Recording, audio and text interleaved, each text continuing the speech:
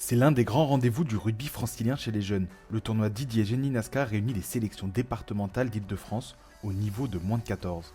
Une journée importante où les meilleurs talents de chaque département viennent se mesurer, mais surtout se montrer. On a une grille qui comporte environ 5 grands items et on s'appuie sur ces 5 grands items pour évaluer les joueurs. On parle plutôt de détection.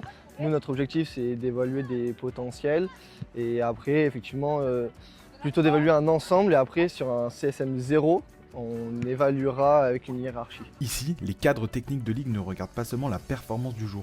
Ils cherchent aussi les joueurs capables de progresser et de franchir un cap dans les prochaines années. On va regarder aussi les années de naissance, effectivement, entre un enfant qui sera né en janvier, un qui sera né en décembre.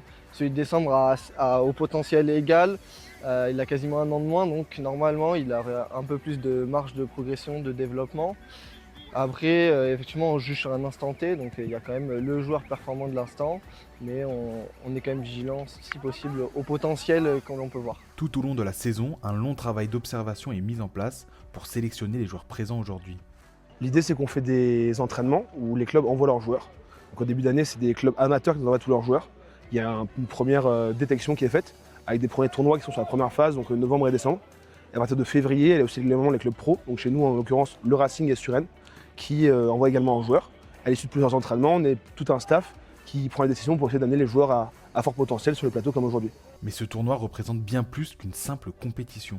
Mais surtout, c'est représenter un petit peu le 92 pour nous et aussi l'opportunité de se montrer pour tous les CDC. Parce qu'au-delà d'être un tournoi qu'ils peuvent gagner, c'est surtout une moment de détection pour ensuite intégrer le centre de suivi moins de 15. Donc c'est vraiment important. Il y a la chance d'avoir d'une part les clubs qui eux nous font des retours et donc nous donnent une première ressenti des joueurs.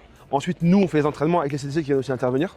Ça, c'est vraiment quelque chose d'important. Ensuite, on communique beaucoup, puis ils nous laissent beaucoup de liberté pour notre avis, donnent leur avis également. En fait, c'est tous ces échanges-là, hyper constructifs, qui font qu'on arrive à trouver les pépites des départements.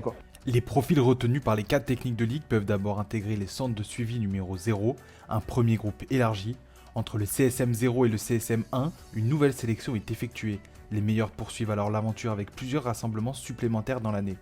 Au programme, 3 à 4 entraînements encadrés par les cadres techniques de la ligue, en complément du travail réalisé en club.